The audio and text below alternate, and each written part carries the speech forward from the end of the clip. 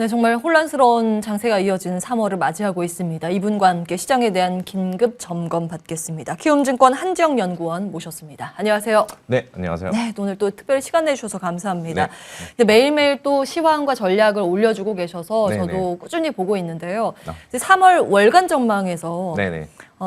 이제 악재라는 족쇄를 풀어가는 시기라고 보셨거든요. 네, 그래서 좀 맞습니다. 긍정적인 부분을 많이 담고 있었는데 네. 어떻게 보시는지 시장에 대해서 조정 시 매수 관점 괜찮을까요? 네, 일단은 그렇게 저는 여전히 관점을 유지하고 있고요. 오늘 같은 경우도 지금 거의 2%대 코스피가 넘게 빠지면서 정말 이제 폭력적인 가격 움직임을 맞아요. 보여주고 있는데 예.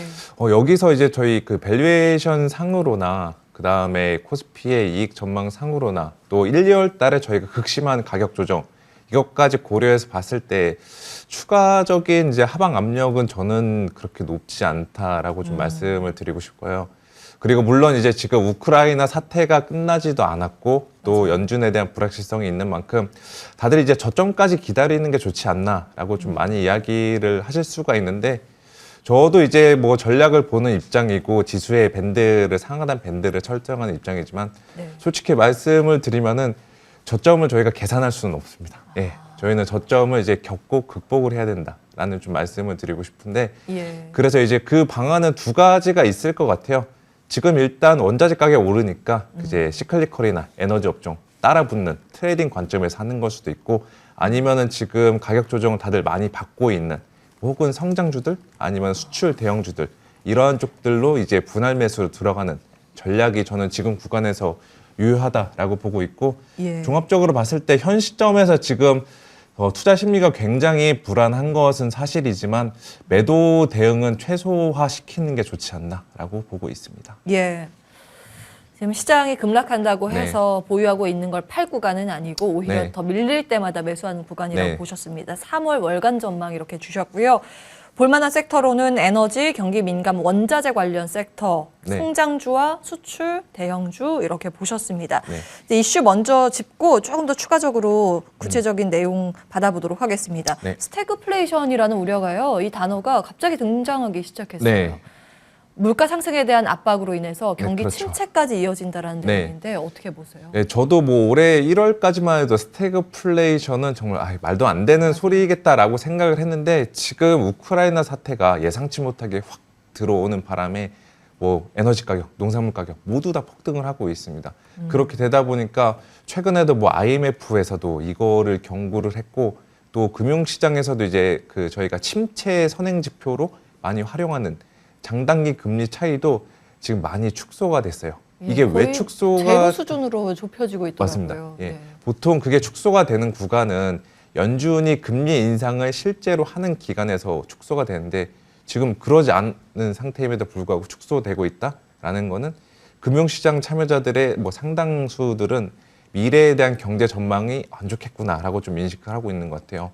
그래서 이거를 지금 저희가 쉽게 풀어 나갈 수는 없다라고 보고 있는 게 왜냐하면은 지정학적 리스크는 사실상 저희가 어떻게 될지 예측하기가 힘들잖아요. 그래서 저는 이제 드리고 싶은 말씀은 예측하기는 힘들지만 그래도 시나리오를 짜가지고 거기에 베이스 시나리오가 뭐가 될지 이거에 맞춰서 움직이는 게 좋다라고 보고 있고 저는 지금 상황에서 놓고 봤을 때 양국 간에 러시아랑 우크라이나랑 양국 간에 2차 이후에 3차 협상도 계속 하려는 의지가 있다는 거 봤을 때 여기서 추가적으로 상황이 더 악화될 여지는 크지 않다라는 게 제가 베이스 시나리오로 보고 있고 예. 그 시나리오대로 따라가면은 스태그플레이션은 그냥 현실화보다는 우려에 그칠 것이다. 그렇기 때문에 저는 아까 처음에 말씀드렸다시피 3월은 매도 대응보다는 매수 대응하는 게 좋지 않나라고 말씀을 드리고 있습니다. 예, 한 가지 변수 추가적으로 보면 우리나라는 특수한 상황인 게 네. 내일 모레면 대선이지 않습니까? 맞습니다. 그 이후에 한 증시 역사적으로 보면 1년 동안은 허니문 기간이라고 해서 통상 올랐다라는 네. 예, 기대감도 있을 텐데 네. 이번에도 있을까요? 그런 효과가? 그게 좀 묻힐 것 같아요. 이게 우크라이나랑 또 예. 목요일 날 이제 아마 대선 결과가 나올 텐데 그날 네. 또 밤에 미국의 소비자 물가 이것도 있다 보니까 예. 조금 어려울 것으로 보고 있고요. 대선 같은 경우 그 보시면은 그때마다 그 전반적인 매크로 환경 분위기에 따라 다른다라고 예. 좀 보시면 될 것 같습니다. 여기에서 네.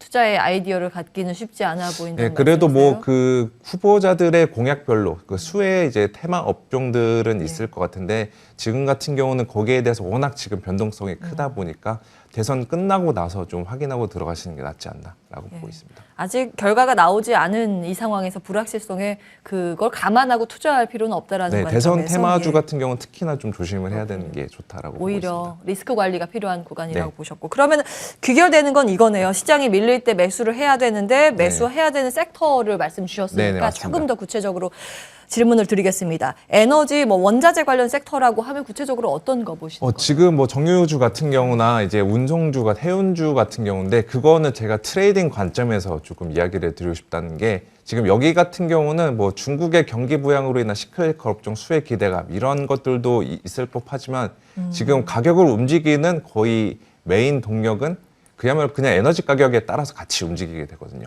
근데 이게 반대로 리스크가 될 수 있는 게 에너지 가격이 여기서 혹시나 꺾이는 신호가 보인다. 그러면은 다 같이 좀 가격 조정을 받을 수 있는 거죠.